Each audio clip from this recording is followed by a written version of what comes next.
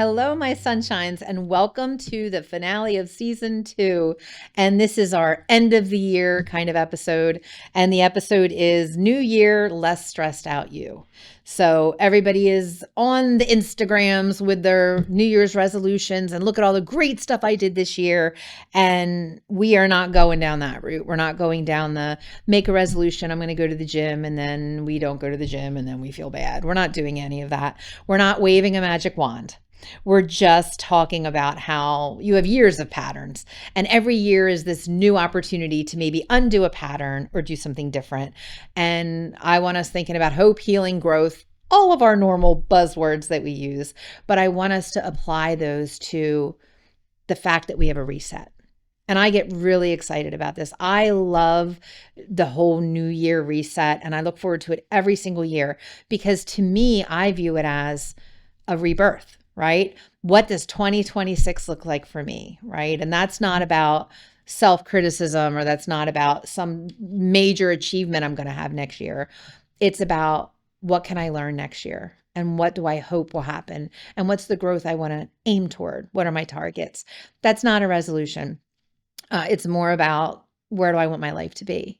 And so today, what we're going to do is I'm going to give you 6 tips at the end where we talk about things that we're going to kind of undo or stop doing in the new year that are actually going to pave the way for that growth and healing. So instead of you saying, this is my resolution, we're going to say, here are 6 things that I think I want to work on next year, I want to consider so that I can get out of my own way and really get what I want in 26. So stay tuned to the end of this episode, though, because we're going to be talking a little bit about what the podcast is doing in 2026. And it's really exciting because we have some new developments coming that I think you're going to really love. So stay tuned at the end. We're going to talk about that. So I'm going to start with something a little dark to illustrate a point. So a little trigger warning about animals here, but it's an important thing that I really want to convey. So we're going to go into it. In 1957, I love my research. There was a researcher called Kurt Richter, and he was a sadistic dude, I think. He did a lot of animal experiments to sort of look at human behavior and find out about why animals and people behave the way they do. So he took 12 rats. And he had these little containers of water, and he put the rats in the water, and he wanted to see how long they would swim before they gave up and drowned, right? So terrible experiment. Whether you like rats or not, it wasn't very nice. And what he found is he put the rats in the water, and within 15 minutes, they gave up hope and they drowned. They stopped swimming and they drowned. Now, rats actually can swim, but after 15 minutes, they gave up any hope and they exhausted themselves and they drowned. So what he kind of analyzed was that, well, rats probably can't live more than 15 minutes in water, but we're going to try again. So in the next round, he put them in, and after a few minutes, he pulled them out, and he dried them off, and he got them warm, and he let them rest. Then he went back and he put them in again. This time, they swam for almost 60 hours. So think about that. When you have an expectation, or when the rat had an expectation that it would get relief, that it could be hopeful that it would get out of the water, it didn't drown. And it lasted a very long time, 60 hours versus 15 minutes. The only difference was that the rats had been lifted up, made warm, rested. So they believed the water would not be the end of them. So the reason I went down that dark road is pretty obvious, right? Is that when we believe there's something better for us, if 2026 is better for us than 2025, we're going to swim a lot harder and a lot longer. But if we, like the rats, go into it going, here comes another one, I'm just going to keep treading water until I'm exhausted, then the 15 minutes is not going to turn into 60 hours. So that's really what I want to give you today, is that I want you to know that your brain is going to seek an easy resolution. Sometimes your brain is going to give up, just like the rat's brains gave up after 15 minutes. But if you can gather some hope and some belief that there's relief for you, your brain will not immediately attach to stopping or to the easy way out. So those rats learned in the first 15 minutes that hope wasn't real. that they were not going to be rescued. But what they learned in the subsequent test was that hope made all the difference of whether or not they could keep swimming or not. So we're going to keep swimming, and we're going to make a statement for ourselves that we're going to hope that we can promote healing and growth in the next year. And no matter where you are in your life, if you're at the lowest low or the highest high, I think the idea of hope and healing is essential. So there's not a person listening today or watching today that can't hold the belief that hope and healing and growth would make 26 better than 25. Just a thought, right? Some people like resolutions because they feel like that's the way to get there. So if that's what you want to do, you go ahead and do it. One of the more effective tactics that I think is sort of a little branch from that is I sometimes work with my patients with words. We can say, what words are we going to use for next year? And I've had people use words like connection or family or nutrition or movement. So yeah, that's a great way to think about next year is what do I need more of next year? So maybe next year my word is rest. I'm going to make sure I get a little more rest. Or maybe next year it's hustle, right? Whatever your word is. So you can think about that. What does your growth and hope look like? What is it about? But that's not a resolution that says, I'm going to lose 100 pounds or I'm going to stop talking to bad people, right? Some of these things are just not realistic for the time that we're looking at ahead, right? That's a very big goal to carry every day. So I think of it this way. I think of a reset moment as sort of getting out of your own way, right? There is a nice little fun theory that says we're all in a cage, and very often the cage is of our own design. And very often the door is not even locked. And sometimes the door is even open. And what's the best way to get out of a cage if you were really in one? Is you would look at the cage and you would figure out how it worked and you would dismantle it. How else would you get out, right? So what I'm asking you to do with these 6 things is we're going to dismantle your cage. And I would bet that the door might not be open, but it's probably unlocked. It's actually one of my favorite tattoos that I have, and I've got lots of them. You don't always see them, but I have one it's a bird cage and the door is open. And it's to remind me that a lot of times the difficulty that I have is by not dismantling what's around me and saying, oh yeah, I could do something different. And that's what the new year is. The new year is an opportunity to do that. So let's dismantle the cage, let's open the door, and let's start thinking about what are the things that we're doing that make us feel caged. So I have a great poem to read to kind of kick off where we're going by the fabulous Charles Bukowski. And I think we've read him before. Look him up. He's a lot of fun. He's got a lot of really good stuff. Even if you're not a poetry person, there's stuff in there that's pretty remarkable. So it's called The Laughing Heart by Charles Bukowski. Your life is your life. Don't let it be clubbed into dank submission. Be on the watch. There are ways out. There's a light somewhere. It may not be much light, but it beats the darkness. Be on the watch. The gods will offer you chances. Know them. Take them. You can't beat death, but you can beat death in life sometimes. And the more often you learn to do it, the more light there will be. Your life is your life. Know it while you have it. You are marvelous. The gods wait to delight in you. I love that. The gods wait to delight in you. Isn't that beautiful? And it's this beautiful reminder that we're going to get there, that we're always growing and getting better. There's not this start point and end point. It's that there's got to be some delight. There's got to be some happiness in the journey that we're taking all the time. And the new year is a time to remember that the journey isn't starting brand new, but the journey has an opportunity to maybe take a different direction. So connecting to yourself, as we've talked about in many episodes, is really the key to that. And there are things that get in the way of us connecting to ourselves. We know this. And one of the biggest ones is perspective.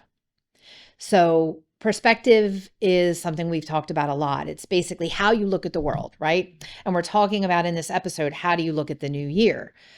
There's a perspective building exercise that's a lot of fun. I'm going to take you there. I want you to go with me. And this one is informed by Neil deGrasse Tyson. We all know who he is. We love him. He's the guy that talks about outer space and connects it to our humanity.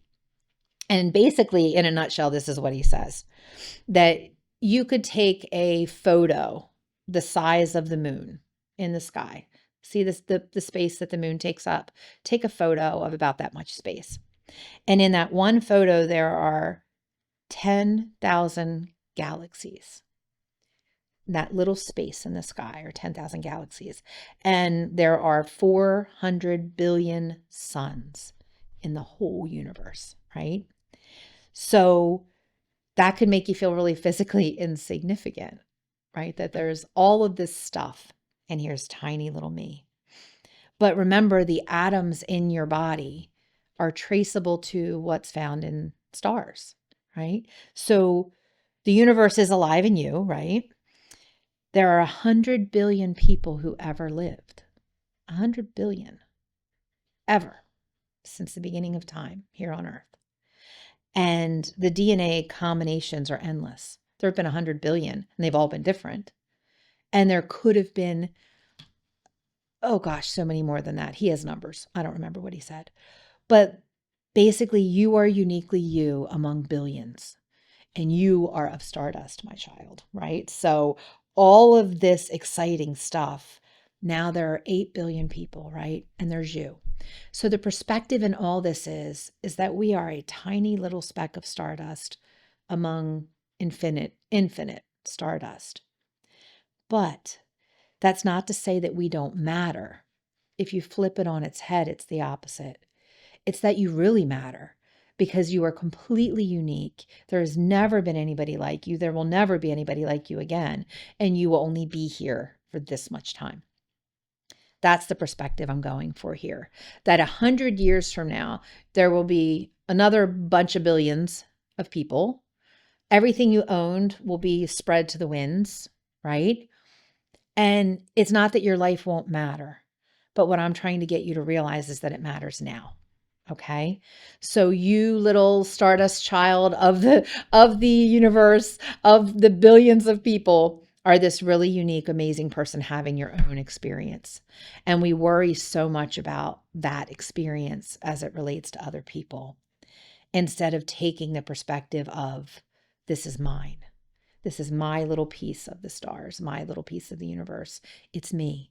And I am spectacular just by the fact that I'm here. So it takes us back to present moment awareness, right? That you have this little span, you unique little flower, you, and that in that span, your only obligation is to be the most you can be. Now think about that. That is your only obligation on this earth, to be the most you that you can be, because whatever that is your unique contribution, is your place in the world. But a lot of what we talk about in the podcast is about, how do you get there? How do you get to the most you that you want to be? And I think in this episode, we're going to talk more about how there are things in the way, that there's not a resolution or a person or a thing that comes along and is going to change those things we want to change. But rather, there are obstacles in the way that maybe next year, they won't be obstacles, they'll be hurdles that we jump over. So that's where we're going. One of the first steps to before I introduce the things is to think about opportunity. Now, this is such an interesting approach, the approach of opportunity. Now, this is where one I'd really love you to take into next year. And it's the idea that in everything that happens to you and around you, there is an opportunity. Now, think of it this way. Somebody texts you something and hurts your feelings. What do we normally do? We overthink it. We analyze it. Sometimes we get mad and explode. Sometimes we withdraw. But what if that were an opportunity? That person crossed my boundary, and now I'm going to set a boundary, right? Instead of this anxiety-filled rumination about, oh, this is terrible, right? It's an opportunity. The other day I was in Marshall's waiting online. And I went, oh my God, this is going to be 10 minutes of me standing here, wasted time, all the things I need to do. And I went, nope, this is an opportunity, because for the next 10 or 15 minutes, I can't do anything but stand in line. So you know what I'm going to do? I'm going to breathe. So I practiced my little old yoga breathing exercises from a million years ago. And by the time I got to the front of the line, I felt really good instead of standing there panicking for 10 minutes about how I didn't have 10 minutes, right? So it was an opportunity for me to be present.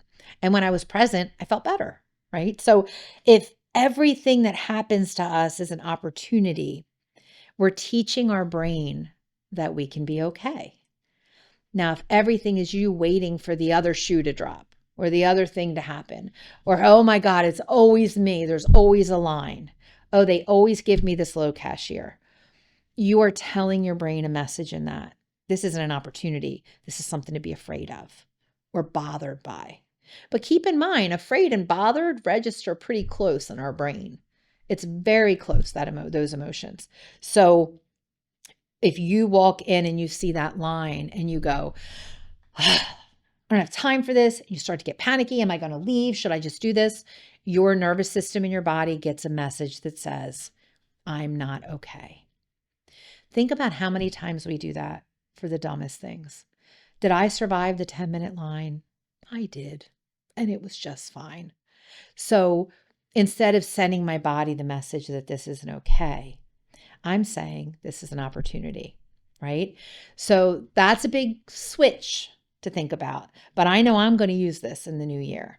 Every challenge that happens, everything that comes up that makes me feel something uncomfortable, I'm going to say, this is an opportunity.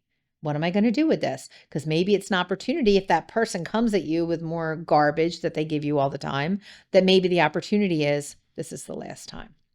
I'm not going to do this anymore, right? So looking at things as opportunities. I think of artists as being really good at this, or people that are creatives, right? Because if a musician has a period of their life that's problematic, they will take that and they'll turn that into art, right? Into a beautiful song. Some of the most beautiful songs that we know are about the pain of things that have happened to people, right? Look at the most easy example is like Picasso's blue period, right? During that time, he took the opportunity to channel everything he was feeling into this work. And you can look at Picasso's work over his life and you can see these different eras that he had. And they were opportunities for him to express himself differently. Now, that's not always great and positive and feels good, but it is the truth about looking back through our lives. You can see all the opportunities that you had. You know, my divorce was an opportunity for me to go find love again, right? My mental breakdown in my life was an opportunity to find out what I really wanted. So in the moment, they didn't feel like opportunities, but now I've learned that I can use that approach with everything that comes at me to go, okay, what's this going to mean for me? And it's not, oh, it always happens to me and everything stinks. No, what does this mean to me in my one little stardust filled life? So it's interesting. Harvard Medical School did some research on the idea of talking to yourself. And I'm always telling you to talk to yourself. I'm always telling you to, what you say matters. Your mind hears what your body hears what your mind says, right? We've said that before. But this study was really interesting because they looked at inflammation in the body, which can be measured. It can be measured through blood tests and perhaps even scans, I think, in this case.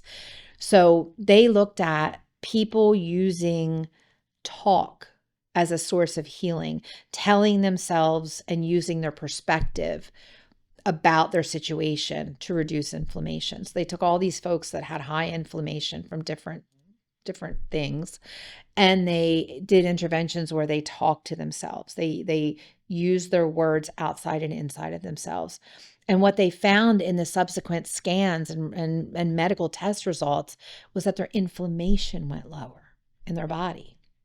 So it's that same thing that I'm telling you about perspective. You telling yourself the right story about things reduces the inflammation in your body. When your body feels better, your nervous system relaxes. And when your nervous system is allowed to relax, you can be open to more healing. This is why when people come into therapy in the beginning, it doesn't always work and people quit, because usually we spend the first couple of months touching all the sore spots, right? And your body is not used to doing that, and it feels very terrible. But what happens eventually is you gain perspective and you start to go, oh, wait, I don't feel good about that. And then you listen So instead of being scared of those sensations, we listen to them and then we react to them in a different way.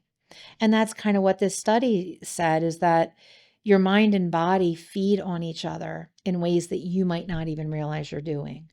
And the small changes that you make can give your body a little break and open a space for some healing. So that's where the 6 things come from that I'm going to give you. The 6 things come from, how do you give your nervous system a break? How do you find a space and an opportunity when something happens to turn it around, and instead of making things earth-shattering, make them about your growth, right? Pain is pain, and pain is going to be there, but we don't want to sit in it for days or weeks or months. We need to take what we need from it and move on. So, very first thing, basic number 1 in the 6 things is stop ignoring your body signals. This one, I know, especially high performing people are really, really bad at this. When I'm talking about your body signals, do you know what it feels like to be hungry? Right? We know that feeling. Do you listen to it? Or do you go, not now, not now? You know what it feels like to be thirsty? Do you listen to it?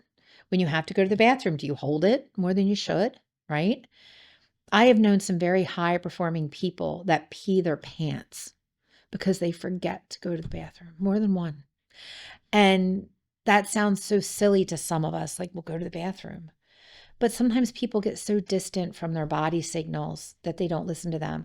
Those are easy ones, right? I'm hungry, I'm thirsty, I got to go to the bathroom. But I'm also talking about the ones that aren't quite as simple. When you're in a situation that you feel uncomfortable, do you react to that, or do you squirm? Do you go, you know what, maybe I need to leave this room right now? Or do you sit there and suffer through it, right? Your body is always telling you things. And the more you don't listen to those things, the further your mind and body get apart. So I need you to stop ignoring the signals that your body is sending you, because sometimes your body gets it before your brain does. And I see this sometimes in panic situations where people are saying, oh, I'm fine. I was fine. And then all of a sudden I started having a panic attack. Well, your body knew something that your brain was pushing away. And that's why sometimes panic comes at odd times, because your body has been holding it and it can't hold it anymore, no matter how much you try to talk yourself into it. And the best way to think about this is when we think about an infant. When you get to know a baby and you have a baby in your life, or a very small child, you realize that they will always signal you what they need. Is if a baby is crying, what do we do? Let's check the diaper. Are they hungry? Do they have a bubble in their belly? You know, what is their diaper wet? What is it? And babies are really good at this, because a baby will cry when it needs something. It'll cry because it's cold. It'll cry because it needs affection. It'll cry because it's hungry. And babies have no filter between I feel and I express, right? And that's why people that have had kids often get kind of better at it when they've had more than one, because they go, oh, well, they're going to tell me what I need to know. I just have to learn to read the signals. So babies, we do it. We're born doing it. We're born going, I'm cold. I'm going to let you know I'm cold. I'm going to cry, right? And when we have a baby, we listen to it and we react to it. That's what a good mom is. A good mom is, oh my gosh, my baby needs something. I'm going to do everything I can to figure it out and take care of it, because they're helpless and they need us to do that. They need us externally to do that. But what happens is in childhood, there's supposed to be a moment where we learn to trust our own body signals and we learn to listen to them and take care of ourselves. And this is where a lot of us stop listening to our bodies, is that sometimes we were really not taught to do that. We were more taught to be smaller, to keep our feelings down. So listening to our bodies is something we have to learn to do. And I think this is why a lot of people connect to things like yoga, is because in those moments you can say, okay, how far can I lift my arm? And we get our mind and our body going on that arm, right? So listen to what your body says. And number 1, stop ignoring the signals that your body is sending you. Number 2, stop hiding your light. Now, there's an expression that puts this out there. I love my country expressions, but this one is really good. And it's, don't put your light under a bushel basket, right? Now, if you don't know what a bushel basket is, maybe you do, but it's basically this basket and there's like these little slivers in it. And if you put it over a light, you get these little slivers through, right? You don't see the whole light. So stop hiding your light. And what this means is that so much of what people do with their one little opportunity on this earth is that they don't fully be themselves, right? And not fully being yourself is you hiding your light. And one of the most exciting things in my job is watching people connect to who they really are and then watching it manifest. And the lightness that happens to people, the way that feels. And I'll give you an example with trans folk, right? I've had lots of trans people in my practice and people going through that experience. And one of the really interesting things that we have to teach through that process is that you've been hiding your light. If you've been living in the wrong body, if you've been living in the wrong sort of perception of other people, is that you're often taught to be smaller, be less feminine. You're a boy, right? Talk about hiding your light, right? Hiding your light under a hoodie is basically the way I would think of it. But one of the things that we experiment with when we start coming out is we start dressing the part, right? So one of the big exercises we would do is you're going to come to your next session in the office in the way that you want to be in the world. And that's horrifying for some people, right? That you've been born male and you've been a male for 40 years. And now I'm saying, let's just try this, right? And what I found almost every single time is when they came in, they were glowing, right? That for the first time, they were showing their light. And that's just such an easy example because I think we can all kind of understand how powerful that might be, that you've been one way your whole life and now you are going to bloom into who you really, really feel like you want to show the world, right? So I think a lot of us need that process in our own lives, right? We need that process of coming out as us. And sometimes coming out as us isn't palatable for the people around us, which is probably why trans suffering is so high, is because once you finally have this moment of here I am shining my light, and that's sometimes when people want to squash you the most. And that's a truth. You know, shining your light is a risk for some people in a very big way. But it doesn't mean you shouldn't be trying to do it in some small way into a larger way, right? I have somebody that got divorced recently and she cut off all her hair. And it was so liberating. She had always wanted short hair. And now she's cut off her hair and she is radiant because that's who she was. The long hair was for somebody else, right? And I saw something once and it was so brilliant and it said, dress for 15-year-old you. And I had to sit with that. And then they went on to say, would 14-year-old you see you and think you were cool? And I really had to think about that. And I think it makes a lot of sense because at that age, 14, 15, we're like, I wish I could have that hair. I wish I could have that, right? Are you doing all the things that you wish you could do, right? If you want rainbow unicorn hair, are you doing it? And what's stopping you? And I remember I had rainbow unicorn hair a few times. And I remember somebody coming in and saying, it's so beautiful. It's so brave. I wish I could do that, but I'm not brave enough. And it's like, okay, are you not brave enough? Or is that really not what you want? You want to be comfortable in it. When I had it, I felt comfortable. I felt like me. So I think that's what it is. It's almost like shoes. You got to keep trying them on until you find what's comfortable for you. And I love old people Instagram. I don't know if you're on this. I am, where it's these women that are post 60 that are just dressing in whatever the hell they want, in mini skirts, in purple hair, in all kinds of beautiful expressions. And it's the whole, like, I don't care what you think. This is what I am. And I think it's very beautiful. So there's always somebody that's going to hate a choice that you make, right? And there's always somebody that's going to go, wow, that's amazing, right? I had a ridiculously outlandish outfit on yesterday. It was, I don't know, I thought it was outlandish. And I do that sometimes. And 4 people came up to me through the course of my travels yesterday, 4, and said, I love your outfit. And it was that moment of, it wasn't like a validation. I loved my outfit, but it was that moment of, For all of the negatives I put in my head about me expressing myself, there were these people that recognized it as empowerment. And I think that's important. So normal is a myth. There is no uniform. We're talking about clothes and hair, and that's a great place to start. But it's really about stop hiding your light. If there's something about you that you love and that you want to express, consider maybe next year is the year for unicorn hair. Maybe next year is the year you stop wearing heels to please people, right? Or maybe next year is the year that you lean more into a more androgynous look because that's more comfortable for you. Who cares? But stop hiding your light. Number 3, stop spending more emotional energy on others than you spend on yourself. Think about that. That is so different than what we're taught, right? It's all about taking care of people and giving them all of your connection and emotion. And that's great. I love that for you. That's wonderful. But you first, okay? And I want to delve into a little relationship aside here that I see people do this most frequently, giving to others in partnered relationships, especially dating relationships, where people will fixate on another person.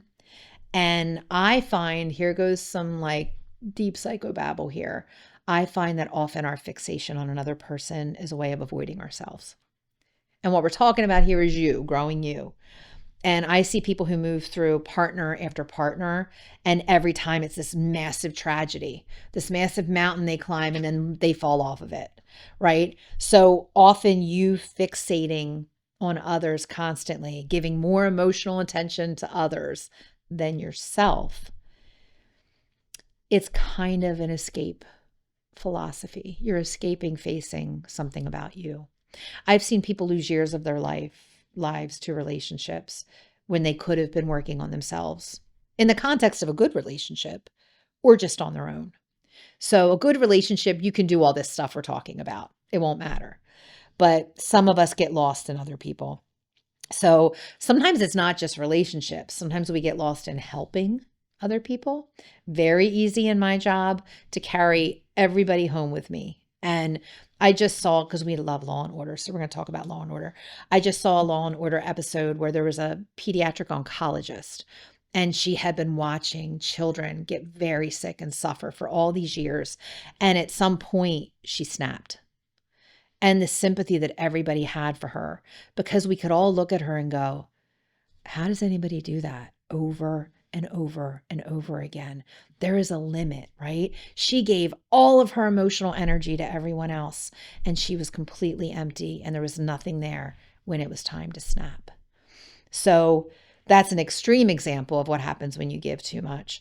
But we do it in lots of ways. We do it in relationships. We do it in helping. Sometimes we do it in a hobby. We do it with an obsession. But childhood trauma, and we go back here a lot because I think a lot of us wrestle with some of that. In that moment, the crux of childhood trauma is, I'm trying to get a difficult person to be nice to me.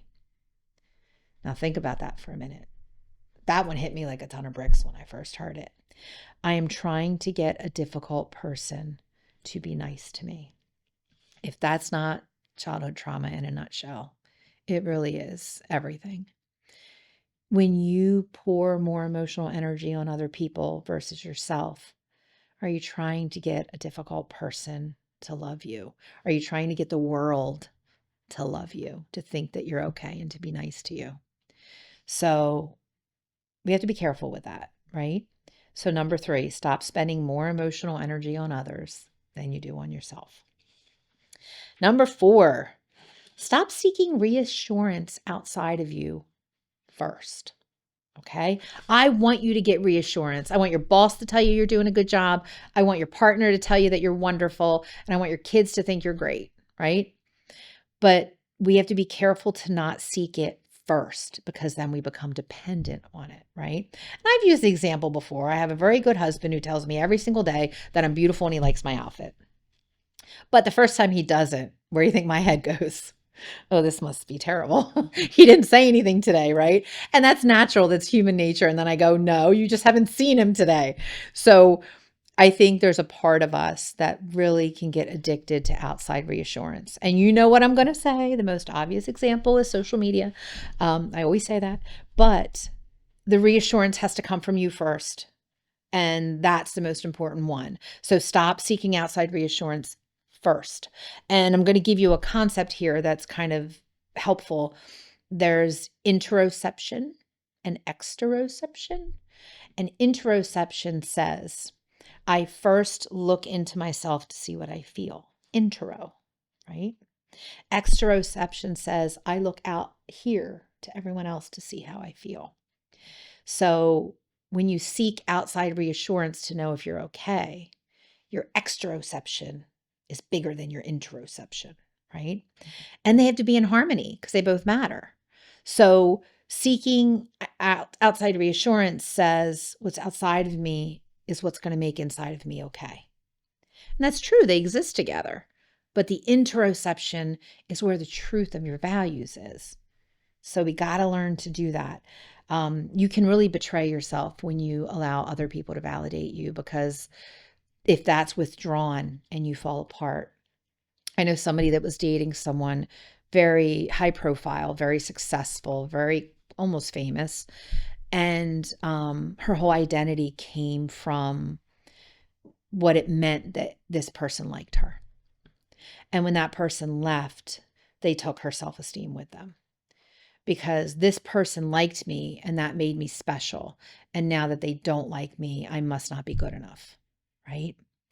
That's outside reassurance of a big negative high order, right? So I always think of the idea of body image when we talk about this, is that so much of our body image is formed by what's around us and what people say we should look like. And God, if you get on the social media right now and now everybody's skinny again, right? Everybody's taking their GLP shot. And I think about all the people that finally got really excited about plus size body image. And now all of a sudden everybody's skinny again, right? So it's the idea that if you rely on the social media to tell you what's good enough, you won't be able to really decide that for yourself in a serious way. And it is an influence. I like to think I'm really on top of things from a mental health standpoint, but I still get really influenced by it. And I have to be careful of what I absorb. And there was a really good one that happened the other day where they were talking about bellies, right? That nobody talks about bellies. And guess what? Most of us have one, right? Big, small, low, high, it doesn't matter, right?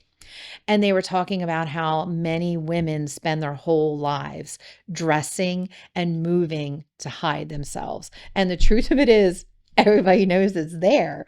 No matter how much you hide it, your body is your body. And why do we attach shame to a certain part of our body? And you can go, well, that came from outside of us. We didn't start getting a belly and immediately go, I'm a hateful human being because I have a belly. No, you just, the world told you that was wrong. So that's where, like, sometimes the external we have to be careful with, because if we really take that message in, how are we going to feel about our own bodies? And what's really fun is I've seen a lot of talk now saying, wear what you want. So what if your belly's out? And that used to be like you couldn't wear a bodycon dress if you had a belly. And now everybody's like, look how good I look in this dress. And they have bellies, right? The other day I was carrying stuff out of the store and my shirt came up and my bags are all over and I'm in the middle of the road and I'm thinking, I got to stop. I got to pull my shirt. And then I went, no, I got a belly. Everybody's got a belly, right? So sometimes the external can be the force that moves our internal, but make sure we're being careful and it's moving it in the right direction. So number 4, stop seeking outside reassurance first.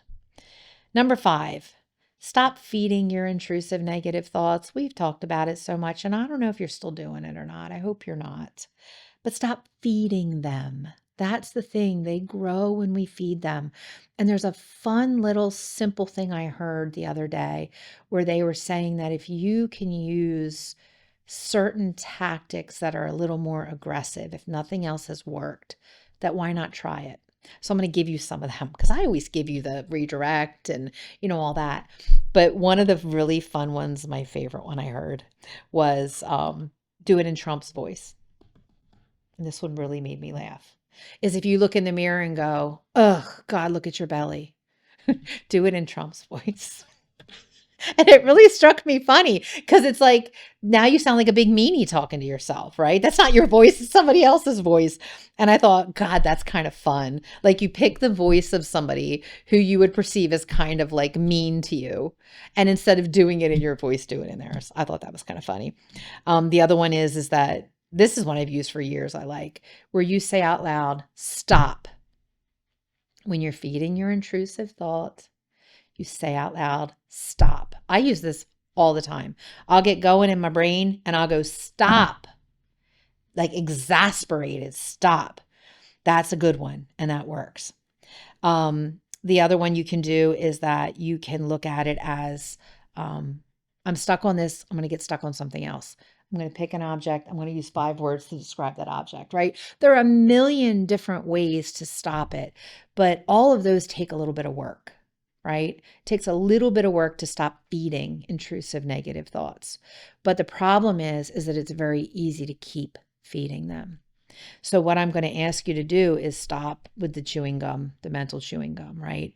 You're feeding it. At some point, it's not your fault you have anxiety. It's not your fault that you're ruminating on things, but it does become your responsibility to stop feeding those thoughts and to stop chewing them like chewing gum, spit them out and use any one of these silly little tactics. And there's a million more, but change the channel. And sometimes that's a good one too for people. I've had a person that she actually did, like she would do the motion, the old school television, us post 50 people know this, where there's a dial, but she would do that. She would say, I'm changing the channel. I'm not staying in this. So I think there's a lot that we can do on this, but the more important lesson isn't how you do it. It's more about what you need to stop doing, and you need to stop feeding and encouraging these things in your own head. Number 6, last one. Stop waiting until you break to rest. Stop waiting until you break to take care of yourself. And you know it, you hear this. I know you know that you do this, right? A lot of you do this. Is that what do? We do until we collapse, or we work until we break, and then we go, God, I need a vacation. And we've talked about that before. I don't want you to have 51 weeks a year where you're just beating yourself, and then 1 week where you get to be happy. Rest is not a reaction. Rest is not a gift. Rest is a required part of your life. Just like you have to lay down and sleep at night, or you will eventually die. Okay? You have to rest, or you will eventually erode your mental health. And rest comes in a lot of different forms, and you know what works for you. But there's an interesting thing. There's this tribe in New Guinea that has this thing called a night clearing ritual. And I love this so much, where every night they sit and they clear out anything from the day that they don't want to carry into the next day and into the rest of their lives. And I thought, gosh, these people don't have PhDs, but how brilliant is this, right? That they have a night clearing ritual in this tribe. And I thought about that and I thought, I should have a night clearing ritual, right? That we really should have something in us, that part of our rest is about sorting out what we keep and what we carry and what we don't. And it's kind of what your brain does when you sleep. When you sleep, your brain is cleaning circuits, consolidating memory. What about if there was something that we did that was really about clearing out the day and resting? And sometimes it could just be a crossword puzzle or a 45-minute TV show or a walk. But you have to put that in your schedule, okay? So James Baldwin said, your suffering is the bridge to others. Look for the light and bring change. So we're all going through it. Our suffering is the bridge to others. Everybody's having a hard time. There's nobody out here who's just living their best life and on the beach all the time, right? Maybe, I don't know those people, but most of us are out here with a little bit of suffering thrown in as part of being human, right? So if it's the bridge to others, then we have to recognize that there might be people in our house and in our relationship who aren't doing this right either. They aren't resting. They aren't prioritizing. So I say it's a nice little resolution for the new year for your family.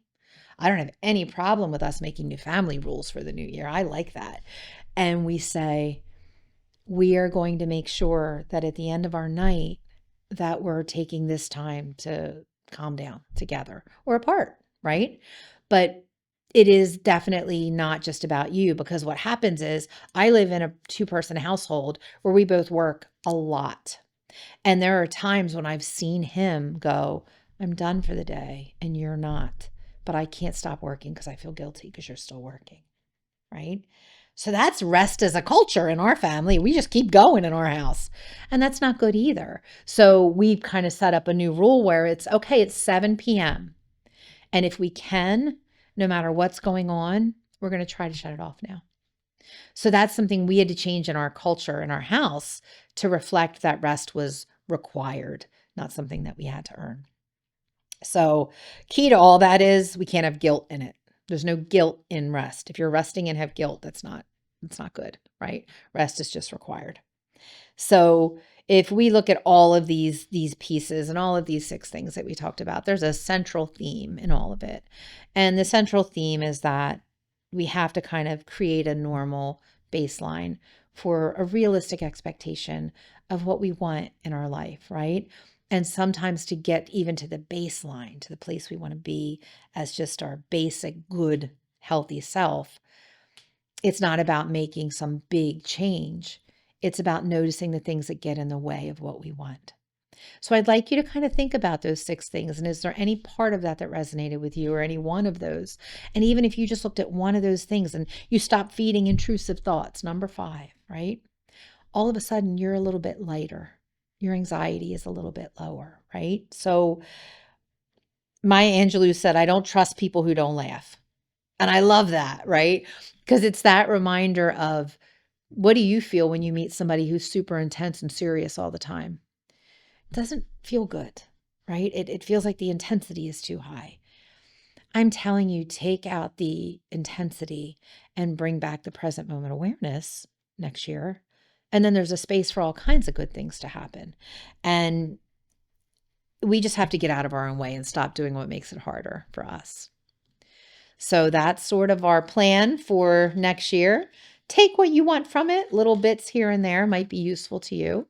You can think about all 6 things and put it in a little planner and remind yourself. That would be even better. But I think that you'll find if any one of them shifts, you'll feel better next year. So let's talk about next season. So this is wrapping up our 2nd season. And our 2nd season was the Catalyst series, where I'm asking you to consider things and make changes. And our next season is our guest season. So in this season, we are meeting with some of the most amazing people in my life, and people that I know that can bring you something. Not everybody is an expert in everything, but I'll tell you what, the people that I'm bringing in are an expert in what they do and can give you insights into that little piece of your life. And we have everything from a person who knows about money and mental health to a person who knows about how to have great body image in a world where you're expected to be perfect. We have somebody who's going to talk about gender. We actually have a psychic coming, so that'll be a fun little angle, right? And a wellness coach, and just a whole bunch of different people that are going to give you more support with all the different pieces of us that come together to make us our beautiful little piece of stardust that we are. So my sunshines, thank you for being here. Thank you for listening for another season, and I'll see you next time. Bye.